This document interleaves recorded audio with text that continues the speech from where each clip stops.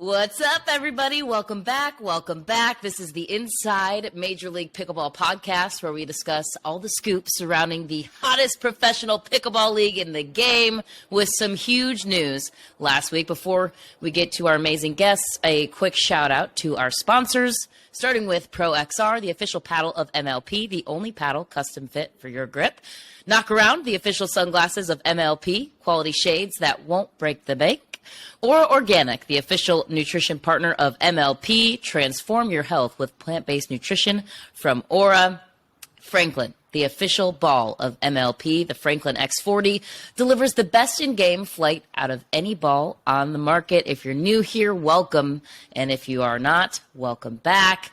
I'm Michelle McMahon, sports broadcaster, pickleball aficionado, self-proclaimed feistiest ginger on the circuit, joined by a couple of mullets, my co-hosts, former pro and Olympic volleyballer, future pro pickleballer, Casey Patterson, Father Nature, most recently trapping a giant scorpion on his front porch, I am told, pickleball fashionista, four-time Survivor contestant, college swimmer. His list just continues to go on. Professional cyclist.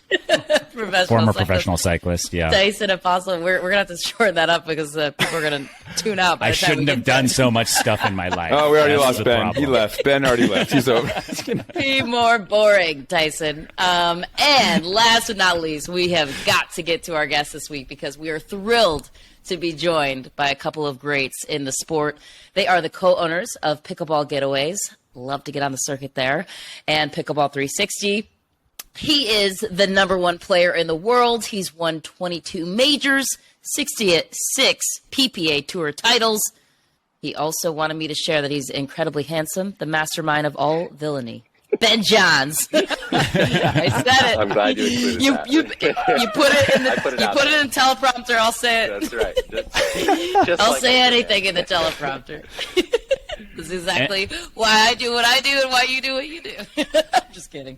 And not to be forgotten here as well, the second MLP 2022 draft pick and number 2 in the world, according to Duper, Dekel Bar, also joining us. It's a loaded show, guys. Thank you so much for coming on. We're so happy to have you. So good to have you here. Thank you. Yeah. Let's get to the first burning question. Obviously, some exciting news coming for everybody in the sport of pickleball that has been craving unification. So it was announced that the merger is taking place between Major League Pickleball and Vibe Pickleball, the PPA Tour. Huge news. We were thrilled. I know you guys probably were too. So you have two very unique perspectives. For those who don't know, Ben did not participate in the 2022 MLP season. Dekel did. So you guys have a varying degree of perspective here. So let's begin with that question. What does the merger mean, Ben, for you as somebody who didn't get to play and now will, and then for Dekel, follow up on Ben's thoughts there as somebody who's been a part of the Major League Pickleball Tour to now have these PPA players in the mix. So Ben, starting with you. Yeah, well, I'd say first, I actually did play the very original one in 2021, the first event before we even had a season of MLP. And it was definitely one of the most enjoyable events, not just for myself, but I think for all the players involved. It was just a really cool atmosphere. It was exciting. It was new. The team had a lot of things going for it that was just fun and exciting for us. So to watch Dekel and his compatriots play this year, I was like, shoot, I could have been having a lot of fun with those. But I'm glad that this upcoming year we can be a part of that again. And I think it'll bring back the original year of the fun, the excitement, the team atmosphere. And I'm sure with all the new players and new teams, it'll be bigger and better than ever. What about you, Dekel? Yeah, no, I agree. MLP is obviously a lot of fun, but it's great to have now all the players playing in it. Personally, I didn't miss Ben too much because I see him a lot, but I'm sure MLP did miss him and a bunch of the other players as well. It's great to have all the players under the same court playing against each other, bringing the best product possible to MLP. So I think it's great.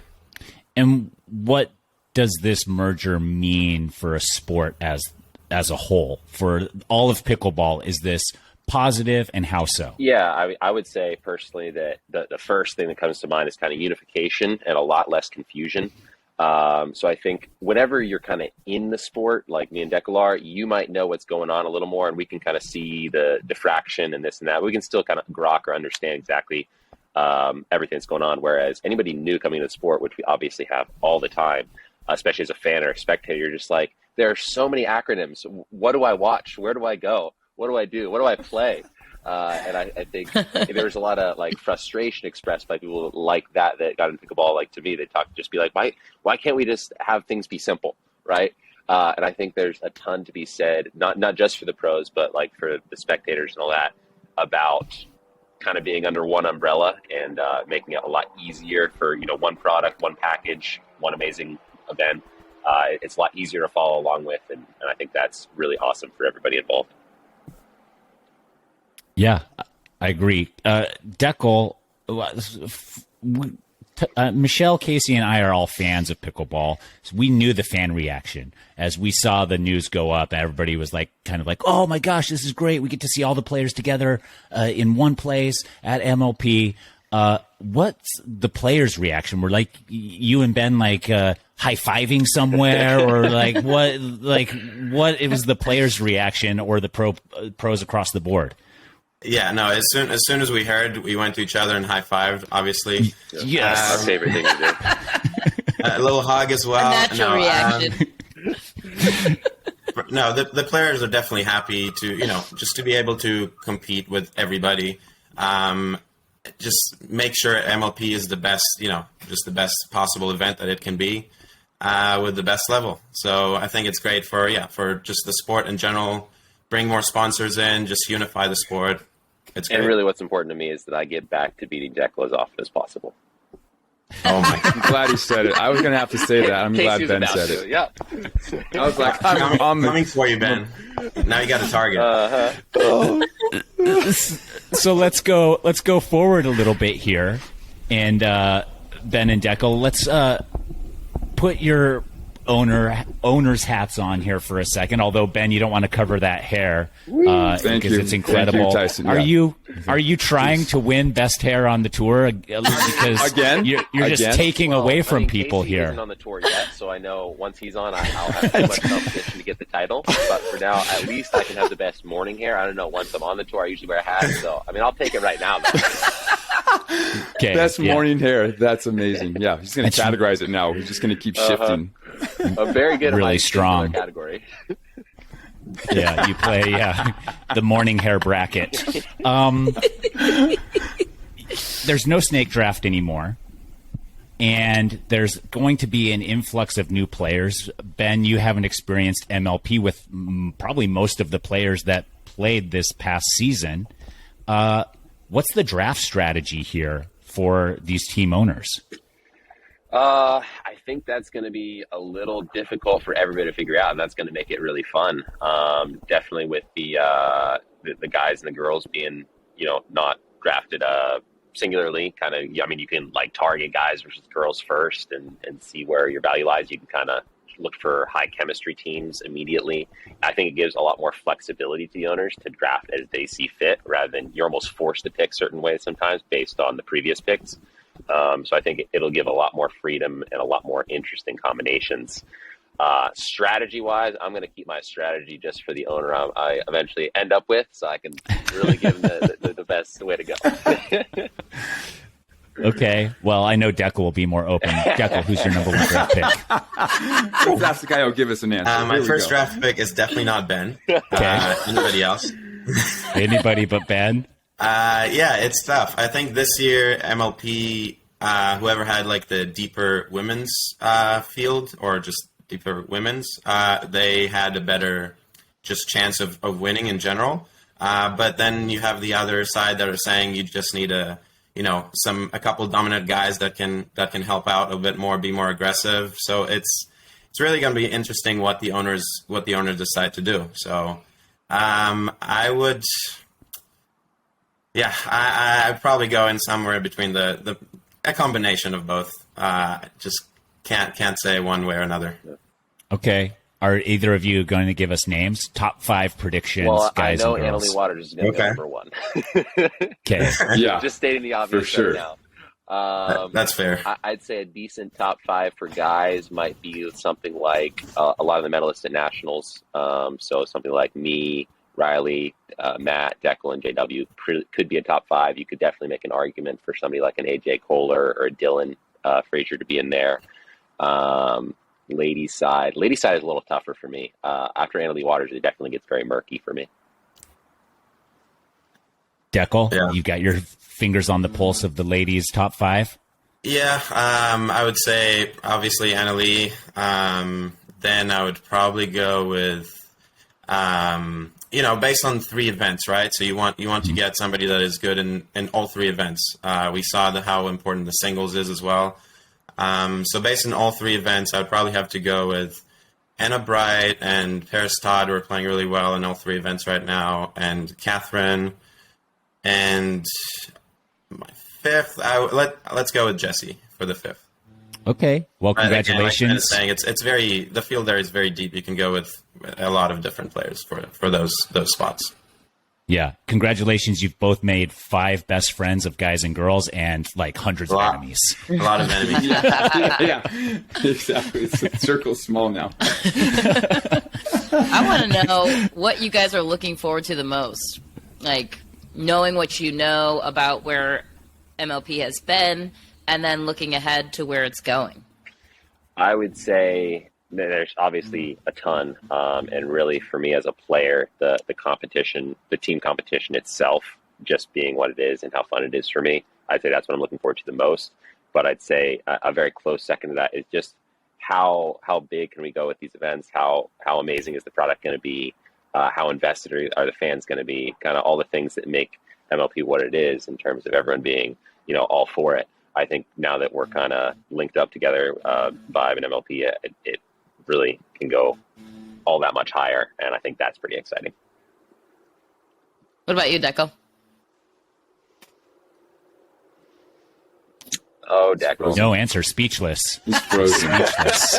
Oh, there he is. Wow, he held that pose. That was so good. That was blue steel. It's the same pose. Answer Michelle that will asked, take your breath away. Yeah. So stoic. You didn't. All right, guys. Lost it. Hi, guys. you're back with us, Dekel. Welcome back. I was just asking Thank you. you. Thank you for joining us again. I just wanted to know what you were most looking forward to this year, knowing where the sport has been with Major League Pickleball, now knowing where it's going with the merger. What are you most looking forward to in the upcoming event schedule? Yeah, I'm definitely looking forward to just the team chemistry again and fighting together with a team. I think for me in this year it's been a highlight. And having the competition be even deeper. I think it'll be great for the sport. It's just gonna be a lot of fun. There's no more excuses. If you win, you beat the best for sure, and means even more. For sure. I feel like it gets rid of a little bit of like an asterisk. So you have, Ben and a few players that are like, top, that are winning events every weekend that are sitting on the couch watching. And you're like, is it really a title? And I think now there's just no question. Now it's for sure like the ultimate championship in a sense. So I'm excited to see how the owners treat it almost like a Formula One. On Netflix, like that Formula One series. Let's go, baby. You got That's the Red Bull, the Mercedes, right? Who's going to give the players the gnarliest and the best and greatest experience, and who wants to be on team like Mercedes? Who's going to be on team Red Bull? I think the teams are going to try to outdo each other. You know how they kind of have that's what I'm saying. In Formula One. That's what we want. It's competition within competition. Yes. I want owners. Who's going to spend the most on the players, and who's going to give them the most epic compound? So yes. Oh, they don't have a yacht. Oh, they drive themselves to the events. They don't come in the limousines, right? Yeah. Oh, we're helicoptering our team in. Yeah, exactly. Let's get it fired up. I never even thought of that, but that's definitely something that will happen. Yeah, let's talk right? about the that. competition. So all the owners know that they have to have a standard, and they we're have to beat expecting everybody else. Only private jets and The helicopters, expectation right? is now Exactly. I mean, like Yacht or go home? Jamie Go Foxx just built 3 courts in his backyard, right? Yeah. He's like, dude, let's say if that guy, if he owned a team, I mean, he's already building a compound in Southern California. Boom, come train. You know what I mean? And then we'll chop her in. We'll have a yacht. Yeah, you chop her in. Exactly. You have to chop her in. Exactly. And one of those nice helicopters too, not like a single engine type. Yeah, garbage. no. Yeah. The ones from Jurassic Park where you can. Yeah. Casey touched on the little asterisk mark by, events this year a little bit. Ben, after every MLP event, did you have your people send a group text to the winning team that just was like, Ben wasn't there? Yeah. Congratulations. I think it went unsaid. It was implicit. I had to give the Ranchers one. I think it was 2 events. Yeah. So Tim Klitsch owns the Ranchers, and I see him quite a bit in Austin. So I may have given him a couple little short ribbings. Just yeah, it wouldn't have happened if he played me. yeah, adorable. Your team was adorable. Yeah, it was so cute. cute. They were so cute.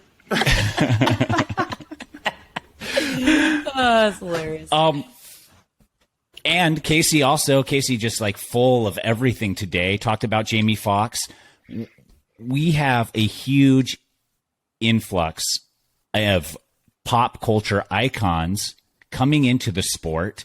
It's everywhere, and it's been growing. Like, I think we've all been here long enough to watch it grow over the last 3 or 4 years. Why is the game gaining so much interest? Yeah, I'd say, it's got so many factors going for it. It's certainly not one thing, but I think one very interesting part about it is that it really is like, once again, kind of a unifying sport in that it doesn't really matter what your background is. It has something for you. It's a very fun game to play. Like, if you're just a player, it doesn't matter if you're Tom Brady or LeBron James or completely non-athletic. You can step on the court and have fun with whoever you play with. And I don't think Tom Brady and LeBron James get a chance to compete with each other in much of anything that they both really enjoy. So there's certainly the aspect of just being a player in pickleball that you can enjoy the game so much. And then there's also just kind of the excitement behind it, which I think any kind of investor can see how almost fanatical pickleball players are, and not fanatical in a bad way, only fanatical in the best way, which is they really love their sport. They love watching it. They love playing. They're very passionate. Exactly. They love introducing other people to it. And I think any kind of investor that is experienced in investing in anything, that is what they want in anything they're in. They're just like, if I have a culture or whatever, something similar that's super passionate about what they do, that's the best thing you can ask for as an investor. So I think that really helps. And that's why I think a lot of people jump on board. Then the last part is that once you see your other kind of compatriots jumping on something, you're just like, hey, I don't want to get on that bandwagon a little late. I got to get on now. So it's right? Come one, come all. Yeah, there's something about pickleball. It's just addicting. I mean, it is. Everybody goes through this phase that they just get introduced to pickleball. At first, they're maybe not sure about it, but after a few times playing, they're just addicted, and they just want to do it more, play more and more. And then they get that passion for it, and then they try to, get their friends involved as well. That's why we're all here. I remember when Dekel went from "this is silly" to "oh gosh, I want to play a lot." Yeah, right. Yeah. I remember playing the first time with Ben. I probably got hit like 50 times in like 30 minutes. Ben was just having target practice. That's a good friend. But, yeah, great friend. Body bag. How do you guys know it? Like, how did your partnership? I mean, you went from friends to pickleball buddies to now business. You name it, lovers, ventures, everything. Oh, it's not. That sounds complicated. Dropping news. Do dive in. Don't tell everybody. How do you guys know each other? Like, where does this date back to? Give us a full scoop. Right. I used to travel with Colin, Ben's brother. Ben is Colin's brother. So I used to travel with Colin for tennis, and got to know the family. Used to train with Colin at their house, so just got to know the family. Ben introduced both me and Colin at the same time to pickleball. We tried a few tournaments. We were not very good. Ben helped us out to get a bit better, and slowly we got it, and started playing more and more. Let's go back to the the pop culture interest right now. Ben, you touched on some of the owners. We got LeBron, we got Tom Brady, we got Kim Clijsters, we got Kevin Durrant. We had Anheuser-Busch just get announced a couple weeks ago. Anheuser made the point that like they're investing in the fans, to your point, Ben, saying that like the culture, there's a frenzy and it's an excitement, and it's not just with the people playing the sport, it's with the fans watching the sport. And that's what a lot of these owners are also interested in doing, is connecting with the fans. Dekel, what does it mean for the sport to have this caliber of owners in the game? Oh, it's great. I mean, it's people that have been at the highest level of different sports. They know what needs to be done, what it takes, what a team needs, what a league needs. I think they can bring a lot of experience in many different areas. It's also just, validates pickleball even more, and that, you have names like that join it. And people that were skeptical at first, or is this a real sport? Is this a real thing? Now they're like, oh, okay, this sport is legit. Maybe I should try it. All these people have a lot of fans, and I'm sure they're looking into pickleball now. So it's amazing. Yeah, a big snowball effect of interest and eyeballs and everything. Ben, you are close with the PPA, and you have been for a long time. Can you give us any sneak peeks of the new owners coming from that side, from the Vibe side of the game? So I don't want to say anybody for sure, because the only one that was actually confirmed was announced, which was Mark Cuban. And I got names of I want to say 4 other people that were high possibilities, but I don't want to spoil any of them because they didn't absolutely confirm. So I can't give you an actual name. What I will say is I don't get very excited about many celebrities. Obviously they have a great impact, but there's very few celebrities that I'm just like, oh, that would be awesome. I really want to meet them personally and all that, just because I don't know. I've never really been like that. But among the names I did get, there is one that I actually would be extremely excited for. And I think Casey would too. The guy from Blue's Clues? Correct. You nailed it. Steve! Tell me it's Michael Jordan. Oh my gosh. Can you imagine? Dang it. Oh. Okay, so we're going to have to wait, but I'm very excited, I'm excited to see. because I don't know either. Okay, yeah. That makes us all. Makes us all excited. Do you have any information on the draft format for next year? I know they're moving away from the snake draft. How are they going to do this? Dekel, do you know? Because I actually do not. Dekel?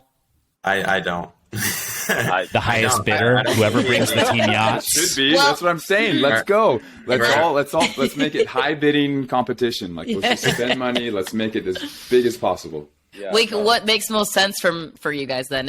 If it's kind of an open slate right now, what do you think would logically make sense there? How to do the draft?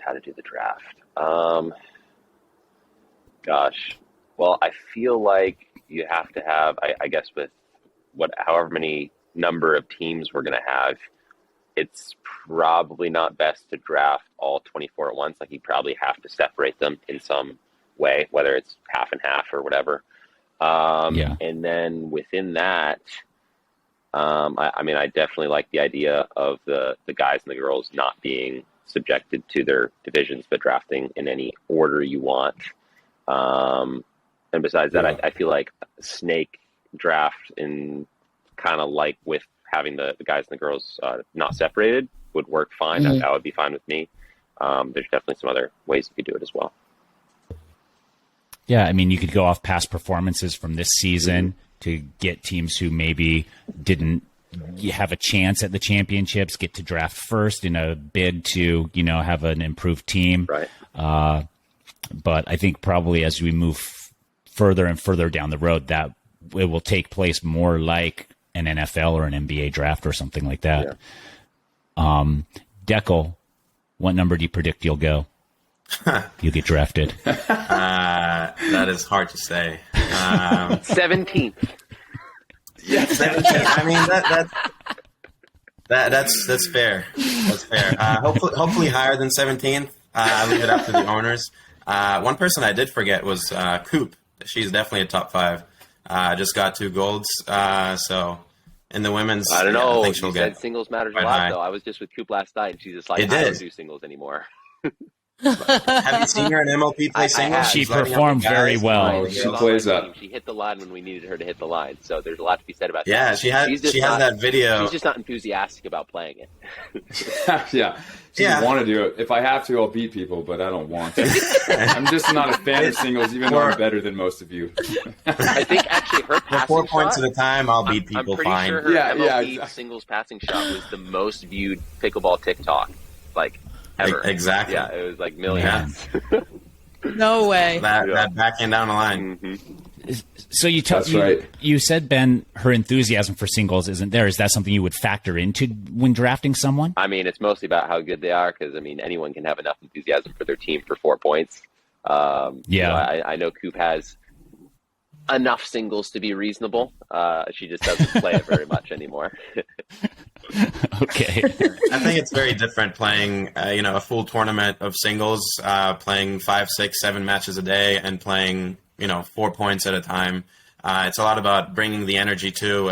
You see different players that don't usually excel in singles sometimes play very well for a few points just because they're more energetic. They're more of team players. It's very big in MLP. It's not purely the skill. It's a lot about the energy you bring as well. You saw the teams in MLP the last season. Just there's a few players that brought more energy have helped the entire team a lot. They got more fans. Their entire team was hyped. They were all kind of in the zone. And a few teams that just were low in energy were struggling a lot. So it's a big part in the team competition. Is there anything to be said for people who don't play singles a lot, so maybe they're unknown in that game and people aren't familiar with their game, or is that just me stretching and trying to grasp at straws? I mean, that's what I think the owners should have, like, their underground player, and then we're filming that behind the scenes. Like a secret person from, like, Siberia that nobody's ever seen, Yeah. trained? Yes. Yeah, Okay. I think players, even the players that don't play a lot of singles, should maybe play a tournament or two just so people see if they're okay, at least in singles, that they know they're capable of holding their own on those, in that dream breaker. It's very important. Okay. I still think we need the secret person. Yeah. Did you guys ever see the movie Mickey, like Mickey Ryan, the baseball movie? Any of you? No. Oh, me too. Yeah. Dang it. I don't even know what you're talking that about. movie, what you're talking about, it happened. Okay. It was a baseball draft. Well, we'll make it Yeah, happen in pickleball. It's like a kid's baseball movie, basically, but it was amazing. The draft was the best scene of all time, really. So, Okay. Yeah. Insert on clip Netflix? here. Boom. Right. it's an old Amazon movie. Prime? Hulu? What year were you born? Not that old. relatively old. But Casey got my Megamind reference, so I was like, I'll toss that one out there. Yeah, you know what? I'm a little embarrassed that I haven't seen it because I've seen all movies. Like, I'm a movie buff, so I'm all I've seen about it. every movie. Like every movie. I mean, the fact that we don't wanna quoted brag. Megamind. I mean, how many people have seen Megamind? And that is one of the reason I love that is because the road trip to Utah with the kids in the back. I'll listen to that. I'll listen to it. I don't have to watch it. I'll listen to it all day long. Uh-huh. It's amazing. So many good ones. So hilarious. you like Yeah, you like that one. Megamind in audio format? Yes, Lego Batman, like all those with the comedians that are like the voices. They're the best. The best. That's awesome. Secret Life of Pets is another one there, Casey, that you That's a probably good enjoy. one. That is a good. We've been talking about the unification of the pro circuit or the pro tours with MLP and Vibe, but we also have a unification at the amateur level with Duper and Pickleball.com partnering. You are both Duper athletes. Dekel, what does this mean for an amateur player now, or more casual player, that Duper and Pickleball.com are together? Right. I think it'll be a lot less confusing now on, what's my rating? Where should I go to find my rating or get a rating? People will just know, okay, this is my Duper rating. These are the tournaments I can and should play. This and this event. Duper has been doing a great job at reaching more and more players. I think it's great for the sport, that too. Just the whole unification part is, it helps people understand the sport better and just to be more clear about everything. I think it helps the most because you got hacks like me being like, yeah, bro, I'm going to be there one day, blah, blah, blah. Or like, remember in college when I was on the volleyball team and then these girls, you'd be at a party and these girls like, oh yeah, you're on the volleyball team? I know Johnny, he's on the team. I'm like, Johnny's not on the team. But nobody knew where to go find who was really on the team. I'm like, that dude's lying. He tried out. I saw he was terrible. He's not even on the third team. Get out of here. So now it's like sponsors know, your swag on that end of like, oh yeah, I'm at this point in my ranking in the career. Like you can verify all of that. That's what makes it the biggest. There's no more kooks trying to pretend like they're pro or telling all their friends and family. It's like, no, dude, on pickleball.com it says you're this. So you're not happy about this case, is what I'm hearing. Well, I am. I want to. I'm all. Except we all at first know now, At first, no. They're like, wow, he's a 3-6-2. What? Yeah. So, Casey exposed. what's the penalty for MLP. sandbaggers? Yeah. Penalty for sandbaggers, for sure. There should be like some sort of asterisk with an explanation. This guy's a total poser. He played down in these 4 events. What a jerk. No. Pretty sure it should be a firing squad with pickleballs. Yeah. Shirtless body bag. Yeah, right? You got to turn around and just get pelted. I don't mind awesome. that. Yeah. And then when you post your picture of your medal, you have to state by law what category you played in. Please make the medals different sizes from 3-5 up. They just slowly get bigger. I love for Please years, do that. for so many years, like since 2016 nationals, like my first nationals ever, they would win like whatever 3.5, 45 plus, and win the gold. Just be like, I'm a national champion. No, Yeah. Exactly. Wait Stop a second. it. I beat you left-handed in warm-ups on that side court. Oh god, That's funny. So different size medals. Yeah, because we had the same thing in the World Tour volleyball. It was like, they'd be like, the winningest U.S. team ever. And it's like, they played 4 one-star events out of the 5-star events. They won like 3. No one's going to those, right? But they have the same size medal. They're being celebrated on all the the federations with USA Volleyball. And you're like, no. Like, that should be a dime or a nickel-sized medal, so everyone knows that that's the 1-star, not the 5-star event. Like, don't, because then you're diminishing all the 5-star and 4-stars that I won. Now they don't mean anything. It's the same as the 14-year-old who just went over and won. Like, that's not fair. Where does one Still store the all biggest the medals? trophies I won. Oh, go ahead. Sorry. No, you go. So the biggest trophies I've won were when I was like 10 or 12 and played like small regional tournaments, and they're massive. They're bigger. They were bigger than me at the time, and they were awesome. So Casey, I don't know. I like how this is right. It is right now. That's just because you haven't had an MLP trophy, Dekel. Oh wow! Oh, shots fired. Yes. Yeah. Yeah. Throwing shots, getting people to break paddles. Yeah. I mean, I would I've never like to seen a put paddle up snap. something for MLP, an idea. I think the owner that wins, you should be able to purchase a trophy beforehand if your team wins, such that you get that trophy, so you can just buy like the biggest trophy in the world. Yes. They can once again outdo each other with how big their trophy is. Brought in on a flatbed, just beep, beep. That's awesome. Just the size of a car. Oh, Solid gold. Yes. So over the top. I'm into That's that. so good. Now we're I talking. love it. I love it. So both teams in the finals have to buy their own gigantic trophies, and then they have to award both trophies to the winning team. You just that Throw could one work away? too. Or you just put it in storage, just like, well, guys, I guess we'll have to win another year. Yeah, Wait till I'll keep next this year. at my house. Yeah. We didn't deserve it this year. Better luck next time. So where will the future of the sport go with Duper and Pickleball.com being partners now? How will this shape the future for these amateurs and people that are maybe trying to go pro, like Casey? Yeah, I think it'll just be a lot more organized, a lot more cohesive. You're going to have a much better idea of where you're at, where you can be. It'll just look you'll just have such a better picture of where anyone, yourself, everyone else is at any given time in terms of ratings. It'll be a lot easier to access, easier to understand, easier to sign up. It's just so many things. I mean, it can go from tournaments to leagues to whatever. It's a lot better for everybody, I think. Yeah. Okay. I want to ask a question that I think a lot of people would be wondering to you, Ben.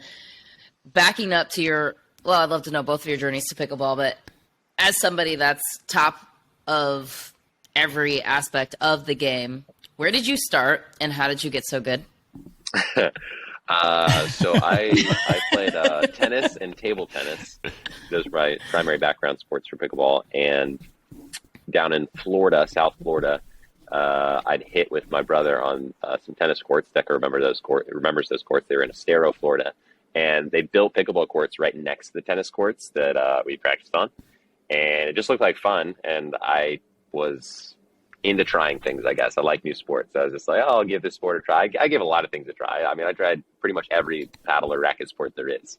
But this one, once I tried, I really liked it a lot. So I kept playing, and really that's what led me to playing tournaments and getting better. But as to how I got better, I met a lot of really great people. I think I can attribute it to being around the right people, some really good players, some really good people that I learned a lot from, and then playing tournaments a lot, getting a lot of experience. I attribute those are probably the primary things that helped me get better.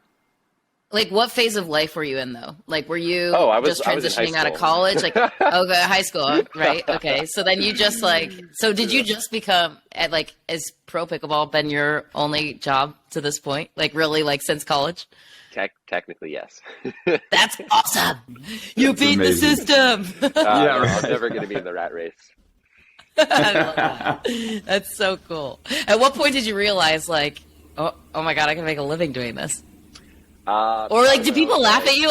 Were people like, you're not going to be able to be a pro pickleball player? That's not a thing. By the time I was thinking that I could, I think other people understood that I could.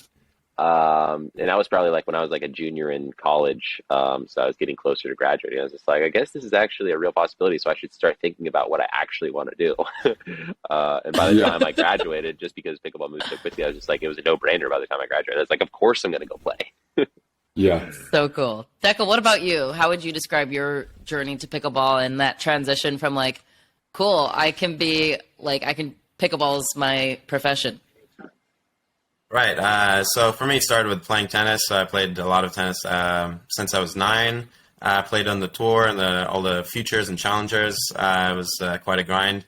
Then I started school, but Ben here asked me and Colin to join him in a few tournaments. So we did, and it was not easy at first. I had a lot of help from Ben, just teaching me how to play, what to do. So that definitely helped a lot. Then I was still in Israel at the time. I came to the U.S. When I had vacations from school.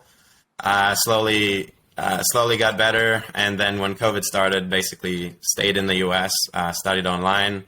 That was probably the turning point for me to become a more professional player, get better, play a lot of tournaments, and then here we are. It was I would say slow progression, but the tennis background definitely helped a lot. Sure. Having people guide you and just having the right, good players to play with is key. So any player that you can have the skill, but if you don't know really what you're doing, or you're not playing with the right people, if you're still playing with your local people in your club, it's hard to get better fast. So it'll be a much slower progression. You're not seeing the different levels out there, different attacks, different balls. So it's very important the people that you play with, and if you have some guidance, that helps a lot as well. Awesome. Yeah. I want to thank both of you for joining us this week. Before we go, what's next? Where are you guys going? What's the rest of your year look like? Oh, well, first we'll be spending Thanksgiving together, so that'll be fun. Aw. Yeah. And then I got just 2 events in December, and then Christmas break. Yeah. Nice. Should we tell them, Ben? Or we're saving? Oh, we're not playing. Oh, Yeah, we're not no, announcing that don't we're let playing. them know that. Oh, Keep okay. that. We'll Keep announce that later. What? Okay. Big news. Yeah. Big news. Wow. Oh. It sounds like it leaked a little bit. Dekel, you looking forward to Thanksgiving? Is it an Israeli Thanksgiving or an American Thanksgiving here that we got? Unfortunately, this time it's an American Thanksgiving, since I'll be celebrating it with the Johns family. They were kind enough to invite me. And after that, my next tournament is Mesa in December. Okay, you know that I live in Mesa, right? You can go track I do. scorpions Are with you gonna Tyson. come? Are you gonna come cheer? I'll come cheer for you, and then we'll go scorpion hunting. Michelle is fascinated by this. I found a it's scorpion that was like huge. 6 inches long on my doorstep. Yes, 2 nights ago. I heard the intro. That was that was impressive. It ain't no thing. He just went in with a glass jar, no gloves on, anything, like a full savage just to capture this thing. So be careful. Don't get Oh, you stung use by one of jars. I those. pick them up by the tail, but I know I need Casey out here. My arms aren't long enough. I don't have the reach to really get around the tail. It's not your fault. Thank you, everyone, for tuning in. Thanks again, Dekel and Ben. And we will be back next week with Inside Major League Pickleball.